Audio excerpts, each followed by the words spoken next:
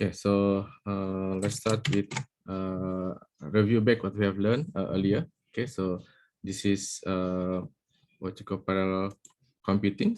We're still in the introduction. Okay, so let's move on.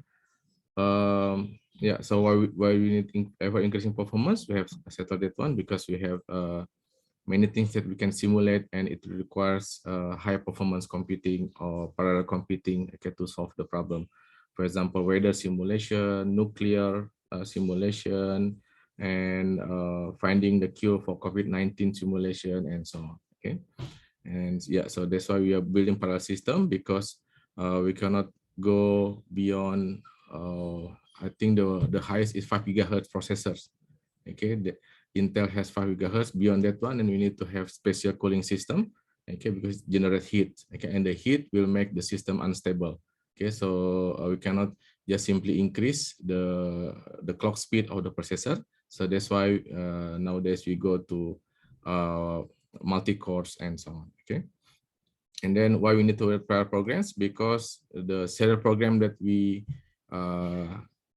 created earlier, it cannot simply run in parallel unless we tell them to run in parallel. Okay, working on different data, working on different tasks, and so on. Okay, and then how do we write parallel program? There are two things. Okay, we have task parallelism. Okay, and data parallelism. Okay, and then previously on Tuesday we have what's the difference between concurrent, parallel, and distributed. Okay, so that's why in the operating system we have the issues on concurrencies. Okay, not necessarily you are running multiple programs at a time. Okay, so the issue of concurrencies. Okay, so let's move on. So we have just a bit. This is changing times, and this is the multi-course solutions. And then now it's up to the programmer to build.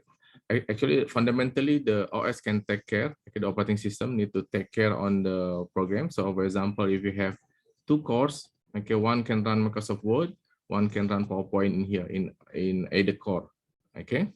So eventually, the most fundamental is the operating system must be able to harness the power of multi-cores. Okay, so this is the fundamental, and it has, I think, pioneered by the Sun Microsystem at that time. Okay, so with the Solaris processors.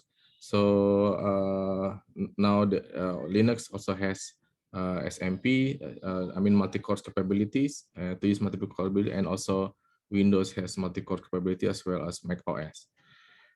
Okay, so this is top 500 supercomputers that we have learned earlier. Okay, for climate modeling, protein folding to find the cure, drug discovery also to simulate millions combination of chemical. Okay, and then see whether it can what you call cure some. Recently today, I think we have malaria vaccine just coming out, but the efficacy is only 39%. Okay, the what you call the for COVID-19, at least the efficacy rate should be more than 50%. Okay, but still useful, because the malaria caused 500,000 casualties in worldwide, while in Africa and for COVID-19 only 200,000. Okay, also for energy research, so we can simulate which one to place for example here. Okay, the wind energy. Okay, and then we have here the coal, how to simulate, how to make it efficient. Okay, and of course the nuclear also nuclear simulation, when you store the nuclear. Okay, how long it will last and so on, and also there's an issue on nuclear waste. Okay, how to properly guard the nuclear waste. Okay, and of course data analysis for big data. Then we can create something, so we can do predictive analysis, analytic, or prescriptive analytic. Okay, we can predict whether there's some equipment failure, or we can also do prescriptive. So we put some scenarios, okay, scenarios of solutions. So number 1, number 2, number 3, based on our current condition. Okay, we go to machine learning or deep learning, and then we can have prescriptive analytic or predictive analytic. Okay, so this is SARS-CoV-2 earlier, also using supercomputers. Okay, even the first supercomputer, I mean the top one, which is the Fugaku in Japan, also it has been used for to simulate this one. I think it has been used for simulate the what you call yeah, when you have the droplets, so what is the distribution of the droplets and so on, so it can simulate what you call more precisely. Okay, so based on that one, and we know that this is airborne, so we need to take care on the ventilation and so on. Okay, based on the simulation on Fugaku supercomputer. Okay, why we are building parallel system? Because we cannot go faster. Okay, after faster we hit the walls of the heat. Okay, and the increased heat will have unreliable processors. Okay, we cannot manage the processors. Okay, so let's move on. Then yeah, so this is the first one, IBM try with IBM Core. So this is the first IBM Power microprocessor, which has 4 cores at the time. Okay, and then why we need to write a program? Because you don't want to run the same similar one which has the similar speed. Okay, I mentioned earlier, you have, for example, 2. Okay, so 2 person that have carry the rise from point A to point B, for example. Okay, so you want to distribute this one so that it can run faster. Okay, remember that we have the speed up. Speed up is T1 on one processors and Tn, okay, on n cores or n processors, okay, or n processors or n PCs, okay. And then based on here also we have Amdahl's law. We'll discuss more, inshallah, this one Amdahl's law, but this is the head ups. 1 over alpha plus 1 minus alpha divided by n. Okay, alpha is the serial portion that you cannot divide. Okay, inherently in serial program you cannot make it all in parallel. At least, for example, you are reading the data. When you load the data, okay, load, okay, it is serial. Okay, when you distribute the task, still this is communication IO. Okay, distribute, for example, broadcast. Okay, broadcast, still this one also serial. Okay, so you have serial portion, then calculation. Okay, calculation, this one can be in parallel. Okay, but the data, and then later on you send back the result to the master, and then write back to the hard drive, for example. Then this one will be serial also, serial, and this is parallel. So most of the time, if you can maximize the calculation, so that's why the bigger the better speed up, the speed up. Okay, so we can, so either one we can use Amdahl's law, or we can measure, okay, measure the parallel time here. Okay, so this is, I think, on week 3. Okay, we'll discuss more.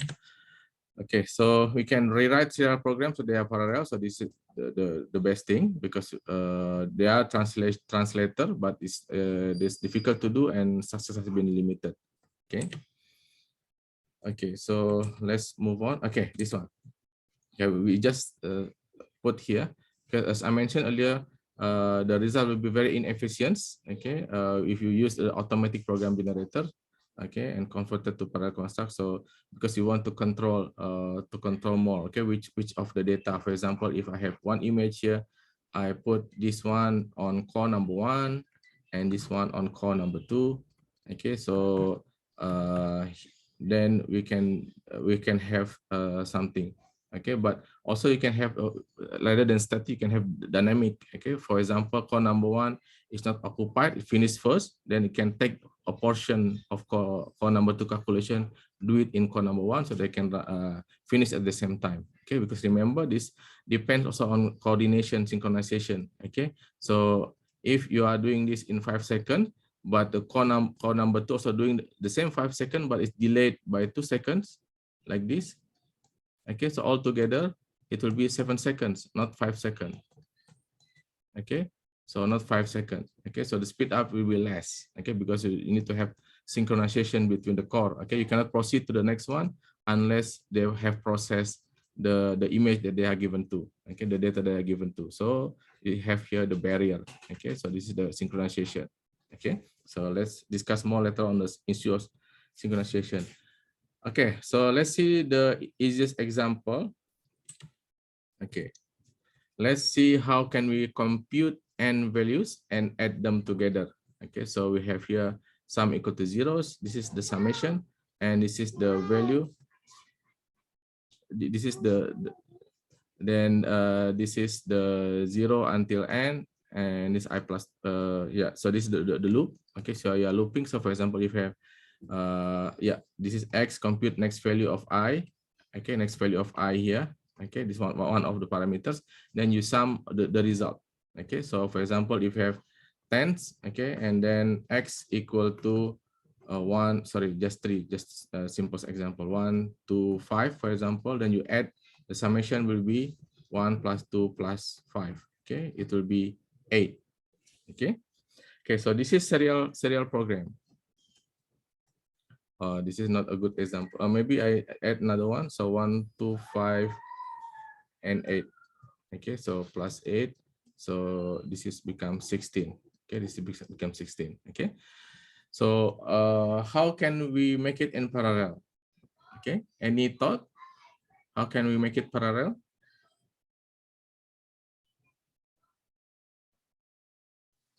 Anybody want to answer?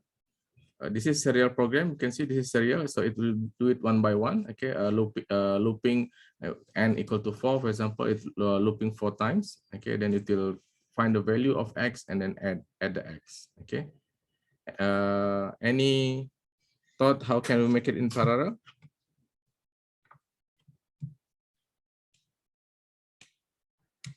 No response. Are you with me?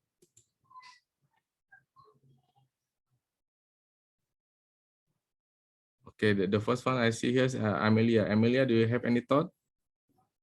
You can answer in bahasa, not to worry.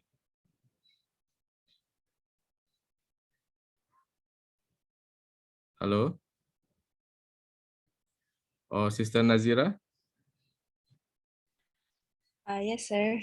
Yeah, so any thought how can we make it in parallel? Um, I'm not really sure. Yeah, this will, okay. Okay, so you can see from here, or any other one, any other student want to try how we can make it in parallel? Okay, the answer actually on the next slide. Okay, but I'll give you the heads up. Okay, so what what you see here is you looks like you have a matrix of 4. Okay, x1, x2, x3, x4. So assume that we are following the MATLAB or Julia indexing. Okay, because C is starting from 0, or maybe just follow the C. Okay, 0, 1, 2, 3. Okay, how can we if you have 2 cores, how can we distribute the task? Okay, what we can do is we can divide the data. So this is data parallelism. Okay, we can distribute the data. Okay, so this one go to core number 1, this one go to core number 2. Okay, so let me erase this one first. Okay, so let's see. Okay, this is core number 1, core number 2. The value is 1, 2, 5, 8. Okay, so suppose now you have core number 1, core number 2. Okay, they are working on different sum. Okay, so when you run, so this is also the fundamental of any parallel programs. You need to treat this one as local variables. Okay, so you can see here, for example, you have core number 1. This is core number 2. Core number 2. Okay, you can instruct the machine to have the x here only 1 and 2.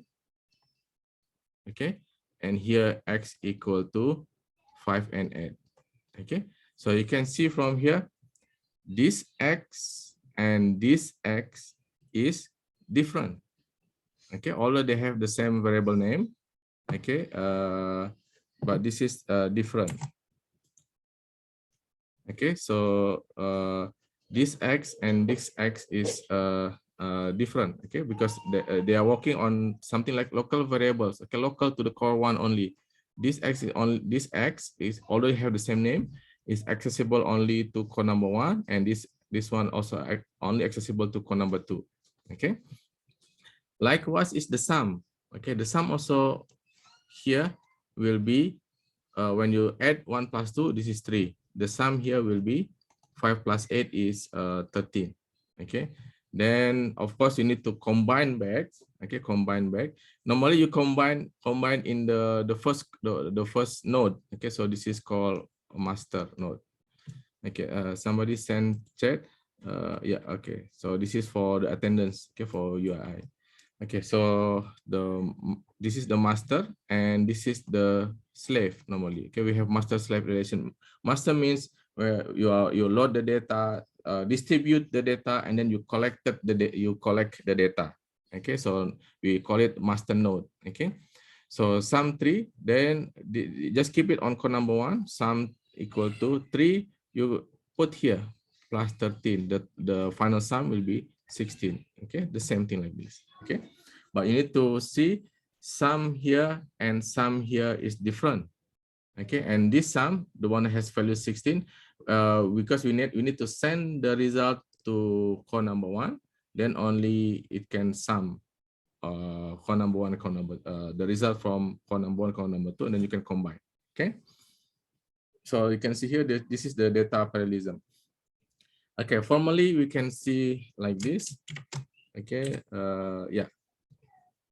So let's say we have P cores and P is much smaller than N. So for example, N is 4 and P is equal to 2 cores. So each core performs a partial sum of approximately N over P values. So 4 over 2 is 2. Okay, two matrix. Okay, 2 elements of the matrix.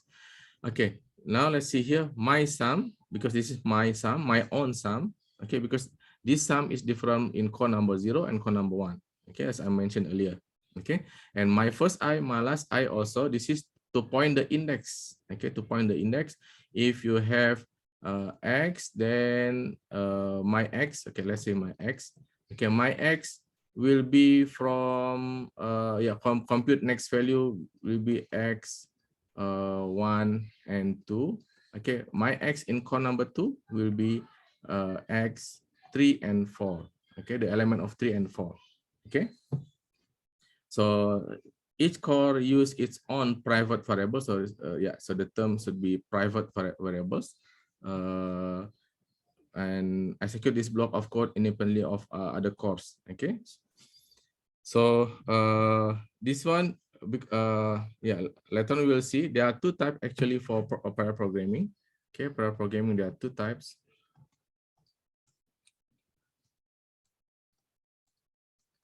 Okay, the first one is shared memory programming models. Okay, the second one is distributed memory programming models. Okay, so we have shared memory, we have distributed memory. Okay, we'll discuss more before the end of the chapter 1, inshallah. Okay. Okay, so so this is another example. But this one has more value, 1 2 3 4 5 6 7 8. So assume that we have 8 cores and N equal to 24. Okay, means that this is the X1 2 3 and this is 24. Okay, and the call to compute next value, return this one. Okay, so this is the value of X, the total X. Okay, once all the cores are done computing the private my sum, they form a global sum by sending result to a designated master core. Okay, so suppose we have 8 cores. Okay, so we have core zeros, because this is core 0, core 1, 2, 3, 4 until 8. Okay, we have core 0 until 8. So what it will do, it will create on its own data. So this is core 0 will work on this one. Core number 1 will work on this one. Core number 2 will work on this one. Core number 8 we'll work on this one. Okay, so along the way you have 1, 2, 3, 4 until 8. Okay, so after they finish, they calculate my sum. Okay, my sum, each has its own my sum. Okay, each core has its own my sum. Okay, so it has different values because they are working on different data. They are working on different data. Okay, so for example, my sum number 1, it will the value will be 19. Okay, my sum number 2, the value will be 7, for example. Okay, then you need to send all to the master. Okay, send all to the master so you can collect. Okay, you can collect, you can combine back all the whole thing. Okay, you can combine back the whole thing. Okay, so now you can see if serials, then you need to add this as 1 plus 4 plus 3 plus 9 plus 22 plus 8 until plus 9 here at the end. Okay, but if you have parallel computing, then what you can do, you can distribute the data. Okay, and then calculate its own sum, and then after that you send the result, and then the master will calculate the final my sum. Okay, or you can say here the final sum. Okay, the final sum. Okay, any questions so far?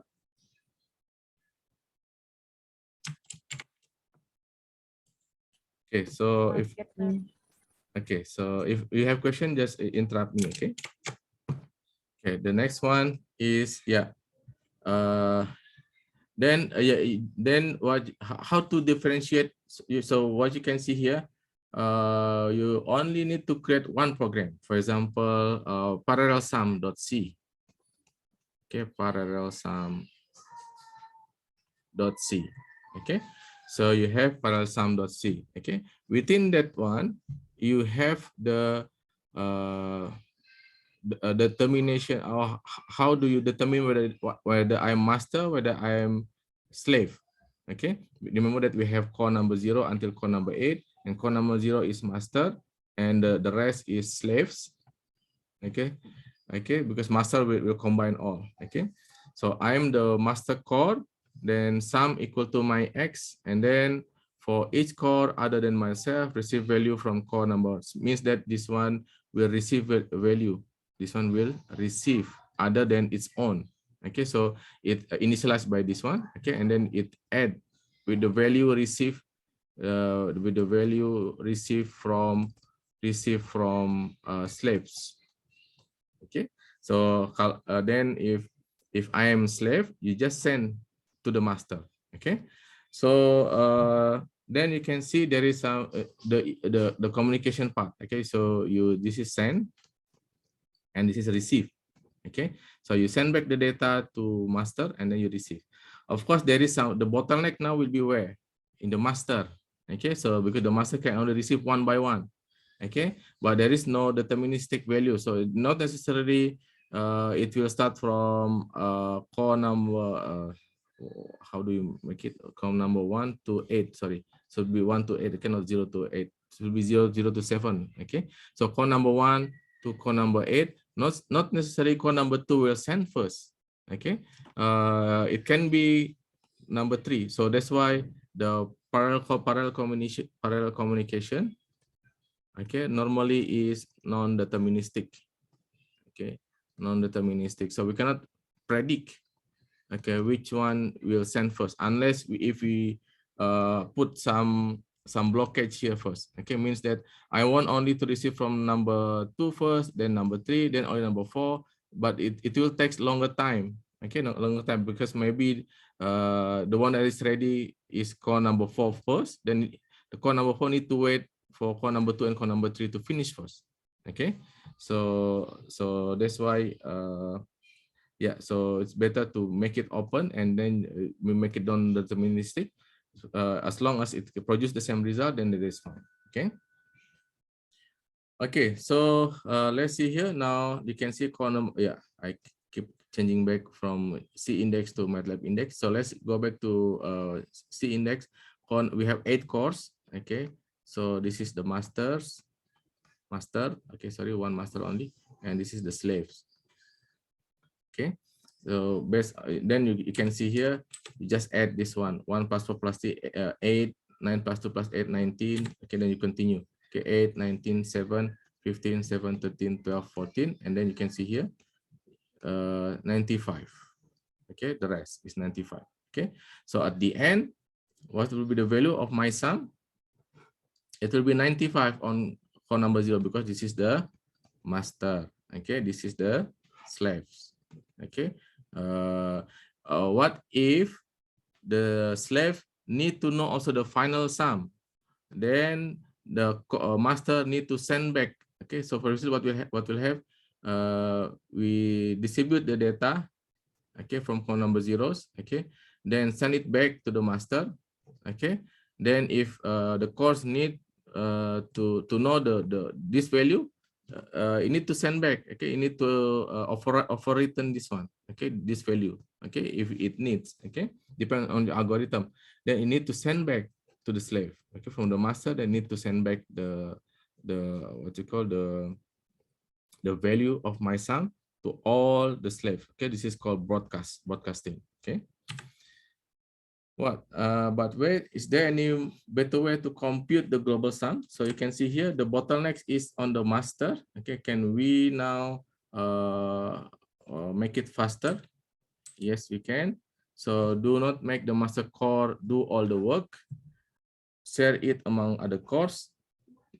Pair the core so that core 0 adds its result with core number 1 result, and core 2 with core number 3, 4 with 5, 6 with 7. Okay, work with odd and even number pair of cores and repeat the process now with only the evenly ranked cores, and core 0 add result from core number 2, core 4 from 6, and so on. So you can see like this. Okay, but this we have more communication here. Okay, but we reduce the calculation. Okay, we reduce the calculation.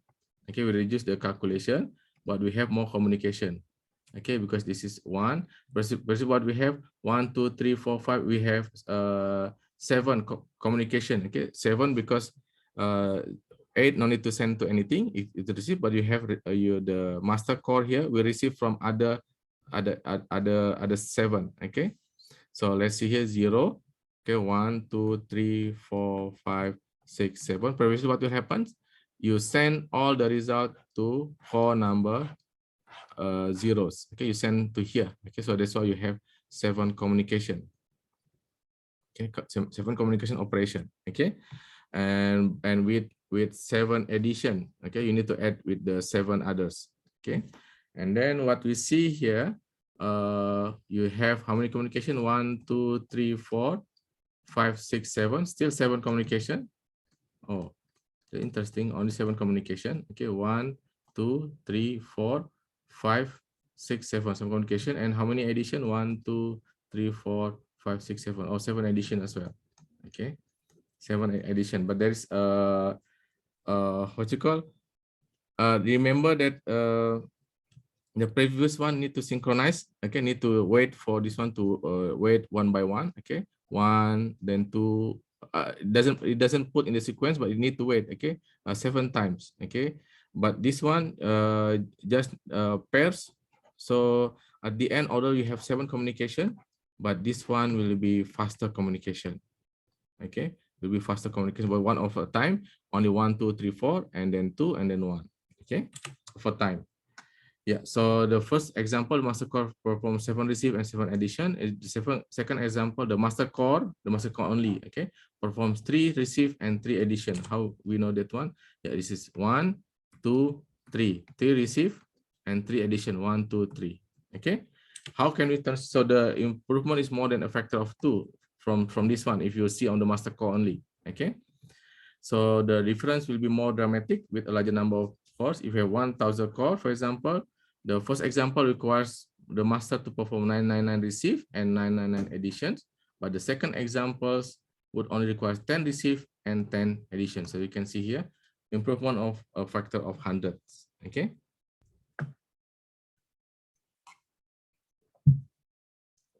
So total we will have in total. Okay, if you calculate total, we have this 7 communication and 7 addition. But it will be faster on the master. Okay, so the master can produce the result faster. Okay. Okay, now let's see what we put now is data, parallelism.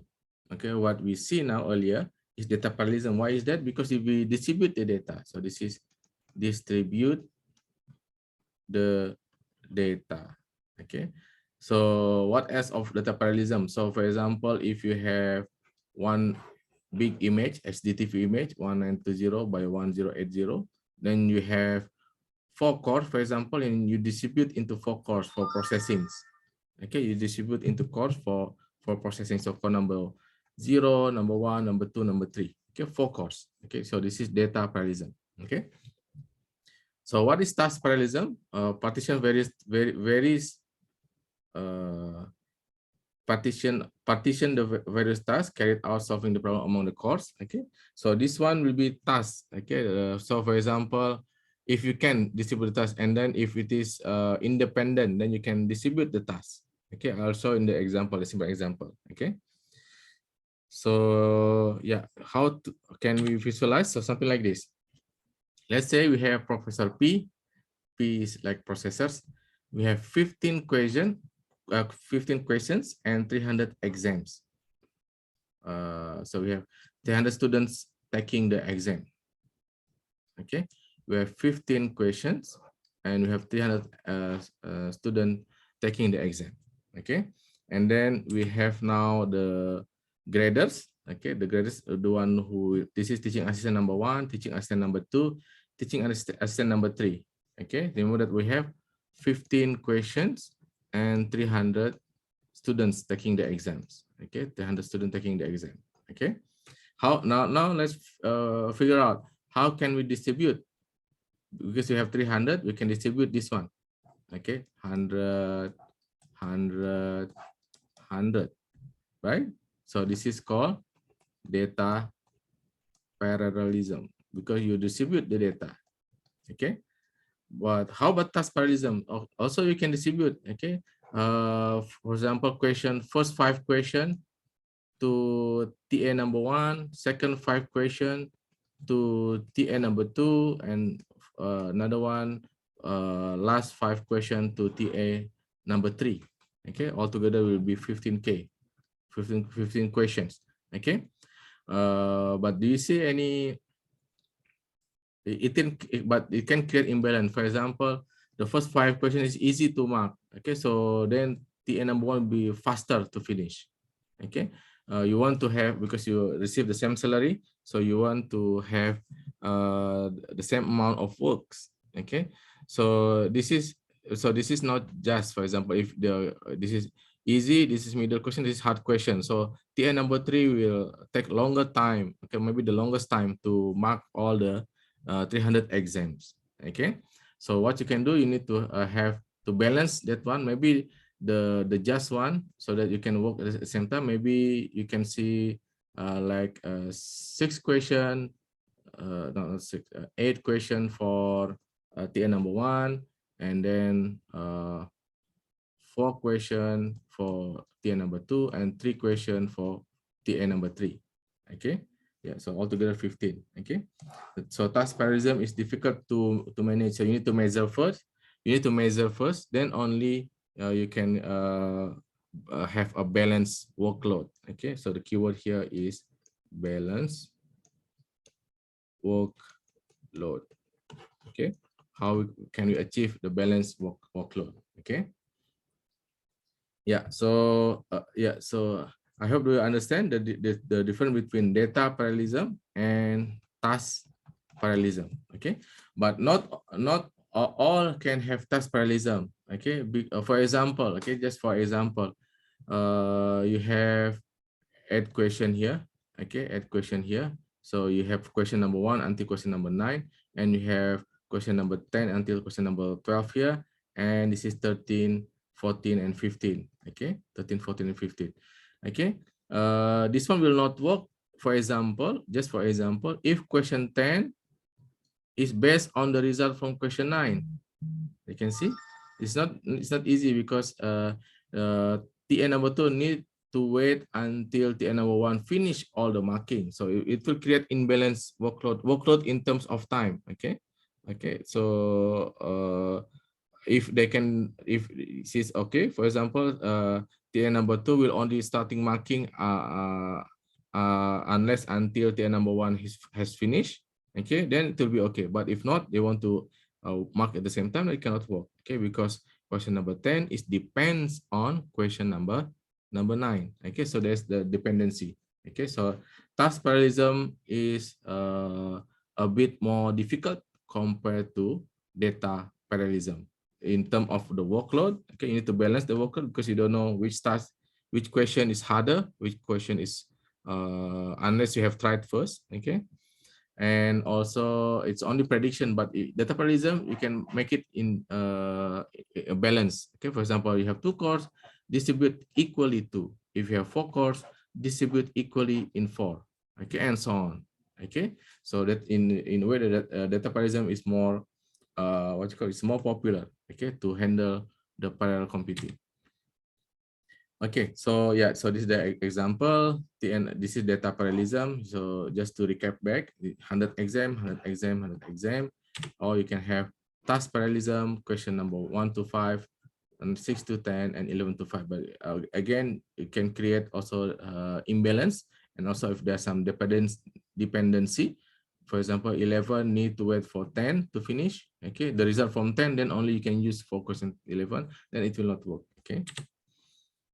Yeah, so this is the definition of data parallelism, okay, from our last examples, okay. But we also done the task parallelism actually. This is the task parallelism, okay. This is also the task parallelism. You can see there's imbalance, means that the master core will do more of the, although the name is master, okay, but the slave is only send the result to the master, okay, and the master do the additional computation, okay. So yeah, so you can see here, now you can see there's also some imbalance, okay. But how to distribute the task, you need to identify who am I, okay. Am I the master core, am I the slave? If I am master, then I need to wait to receive, and then you need to add. If I am the slave, then I need to just send only the result to the master, okay. Okay, now let's see. Okay, coordination. Yeah, so core usually needs to coordinate their work. Okay, when I put the term cores here, okay, we'll see this is more towards shared memory.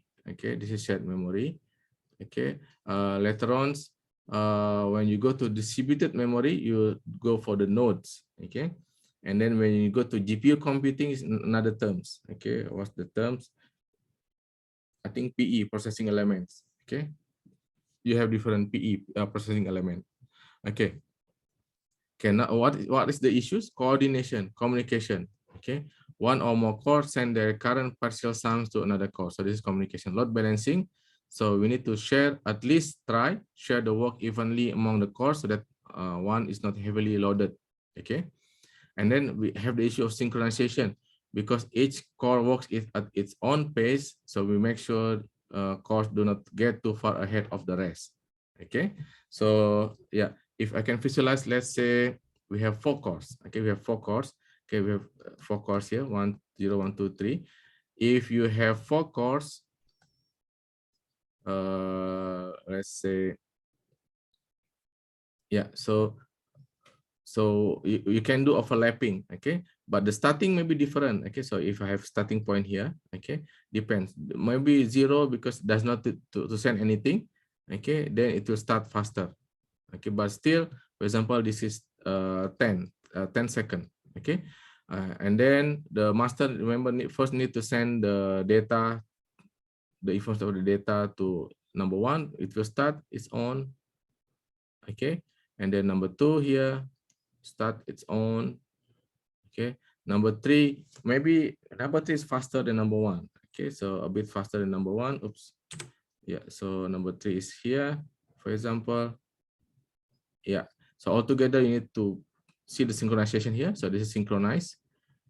Why synchronized? Because you cannot move on to the next step, next calculation, unless until all the cores has finished their calculation, right?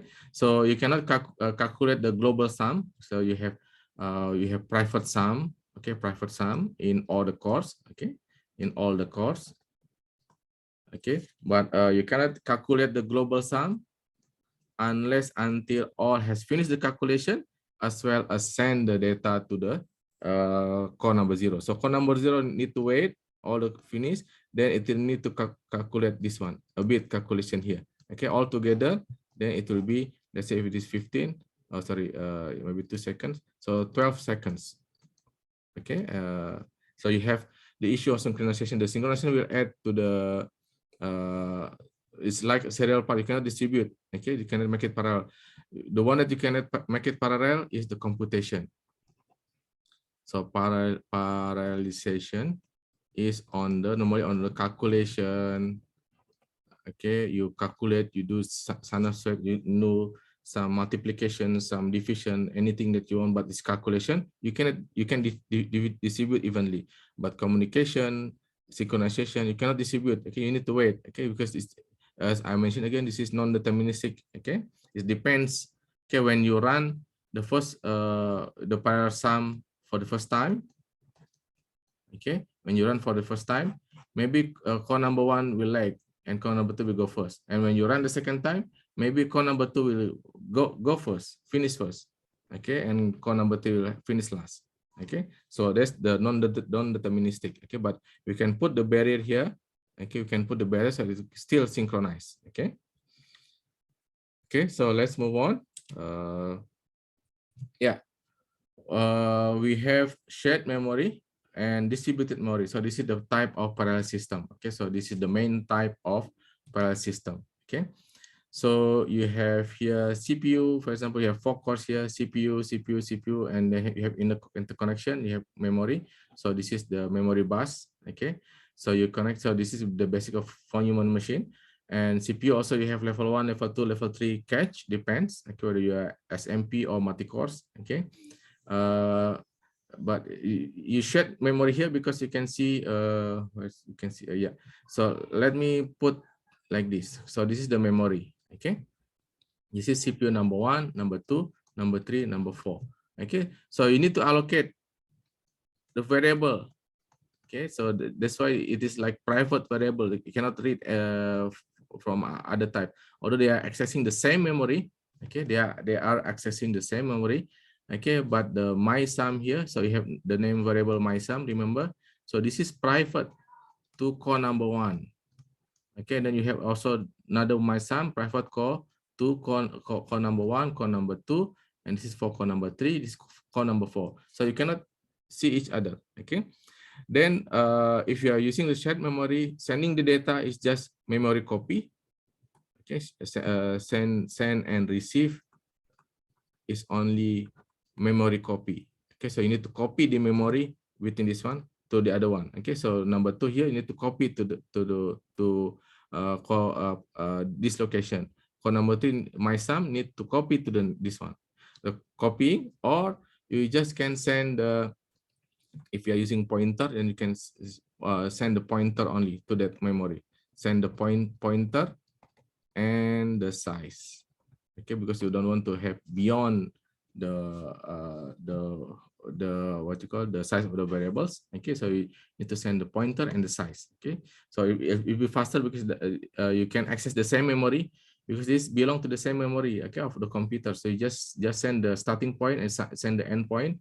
Okay, then master core can access the private variable of core number 2 and so on. Okay, so this is shared memory, but you need to think also, remember to be to understand that although they have the same variables, okay, but it has different location, so this become private. It cannot read each other unless you instruct to do so. Okay, you send or you receive. Okay, so this is faster because only memory copy maybe takes, depend on the memory speed, maybe 100 seconds, 500, but still takes time. Okay, it still takes time. Okay. Okay, then we have distributed memory. So shared memory is like for multi-cores, SMP, symmetric multiprocessing, and so on. Okay, distributed memory is like for cluster computing. Okay, this is for cluster computing. So you have here what you call PC number 1. This is PC, okay, not only core but PC. PC number 2, PC number 3, PC personal computer number 4. And then how do you connect? You can connect using Wi-Fi, using special connection. Okay, so you need to think now. It will be different. Okay, so this one has its own memory. You can see here. You can put my sum in here. Okay, my sum also in here.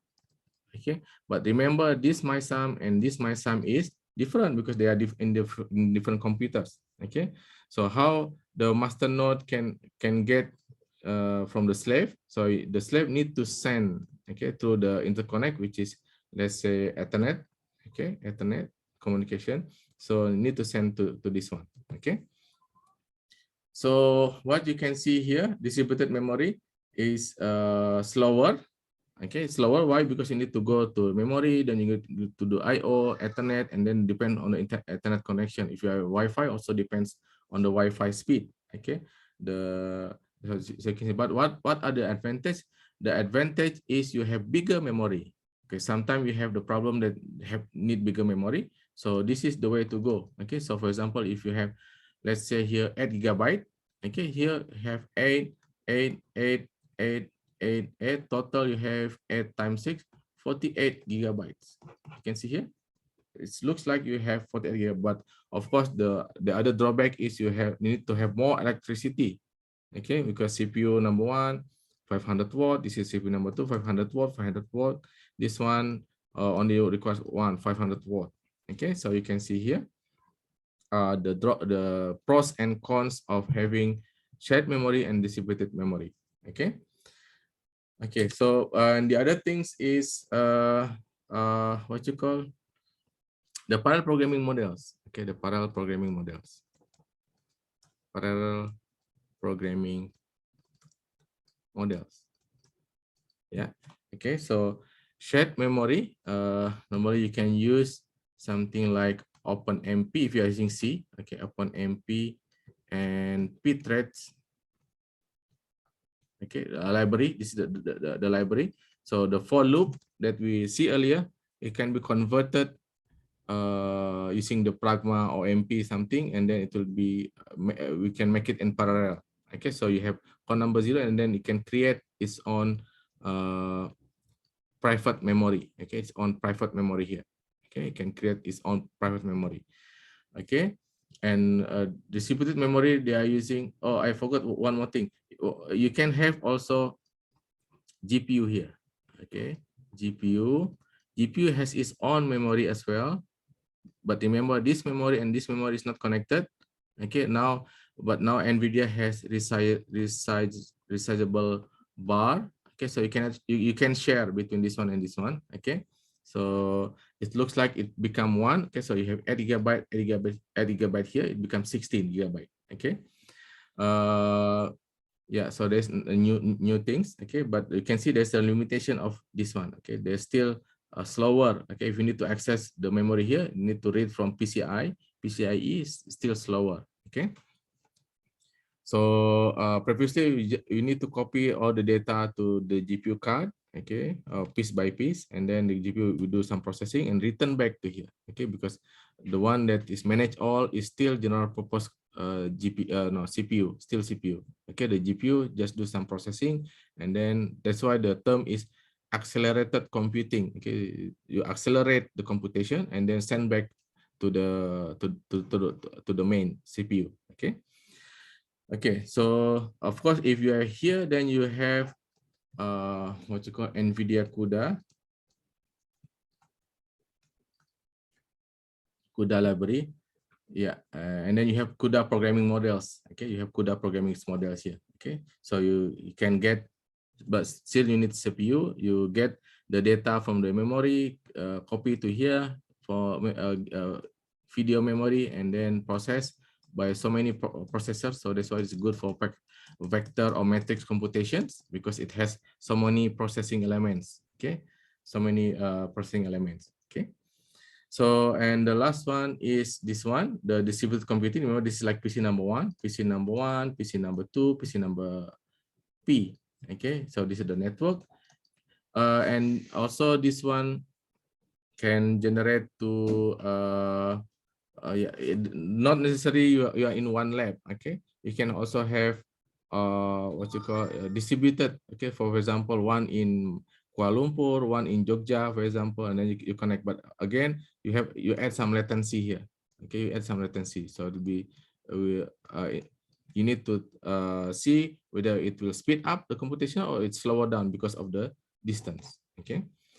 The cloud computing is the other way around. Okay, I will discuss more later on. So the distributed memory, we are using normally MPI, okay, message passing interface. The basic of MPI is only two command here, send and receive. That's the basic thing. Okay, send and receive. Okay, send and receive the communication. So you need to send, and then this is receive. Okay, or the other way around, you send from here, you receive from to the master. Okay. Okay, so yeah, cloud computing is different. So the last one for here is cloud computing. So cloud computing, for example, your phone, okay, when you have Android phone, okay, you have you say okay Google, for example, what's the weather today? Okay, so it will send it will not do processing here, recognition is not here, but on your phone, okay, but you go to Google Cloud, okay, do some processing and send back the result. Okay, interpret the data. So for example, okay, Google, what's the weather today? Okay, what's the weather? Oh, my clock is responding to me. Okay, so it will interpret and then it will send back the result. Okay, so this is cloud computing. Okay, so and also you can access directly. Okay, so cloud computing also can have different type, can have shared memory, can have also distributed memory. Okay, so the last one here will be the terminology. Okay, what is the difference between concurrent, parallel computing, and distributed computing? Okay, concurrent computing is a program is one in which multiple tasks can be in progress at any instant. Okay, so you need to have concurrent. Just the example is you can like Microsoft Windows now, you can or any other operating system, you can run. You can open Google Chrome, for example, while you are typing in Microsoft Word. So there's concurrent task between Microsoft Word and Google Chrome, for example. Okay.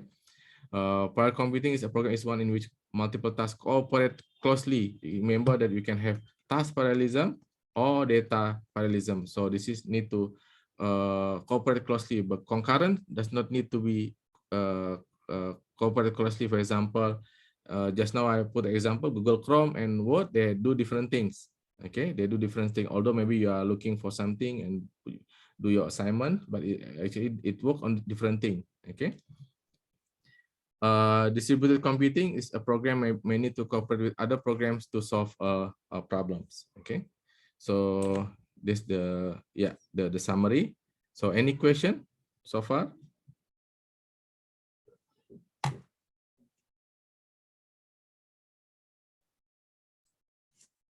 Okay, let me see the others. Okay, let me